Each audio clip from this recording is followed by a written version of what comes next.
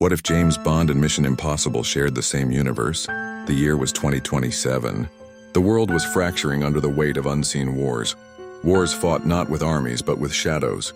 MI6 had been tracking a mysterious armed syndicate known only as the Syndicate. Ethan Hunt and the IMF had been chasing the same trail, though from another angle. For years, both agencies thought they were running parallel missions, until one day the lines crossed. James Bond's latest assignment placed him in Marrakesh, intercepting a shipment of experimental bioweapons. But when he infiltrated the compound, someone else was already there, scaling the walls with magnetic gloves, disabling guards in silence. Bond leveled his Walther, only for the intruder to flip down his mask, revealing the face of a man Bond had never met. "Ethan Hunt," the American whispered, holding his hands up with a grin.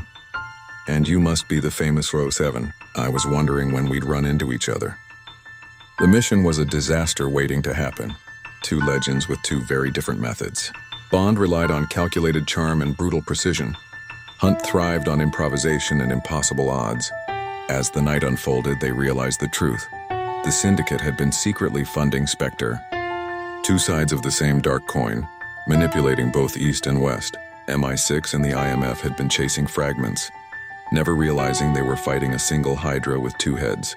Forced to work together, Bond and Hunt navigated the chaos of exploding rooftops, motorbike chases through desert markets, and a climax inside an underground vault wired with enough explosives to level a city. Bond trusted no one. Hunt trusted everyone, sometimes too much.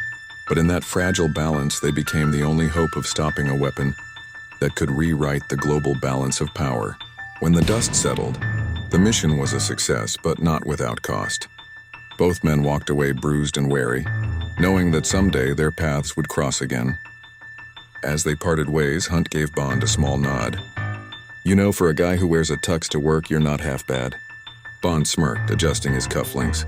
"And you, for a man who insists on doing everything the hard way, you're still alive." That's impressive.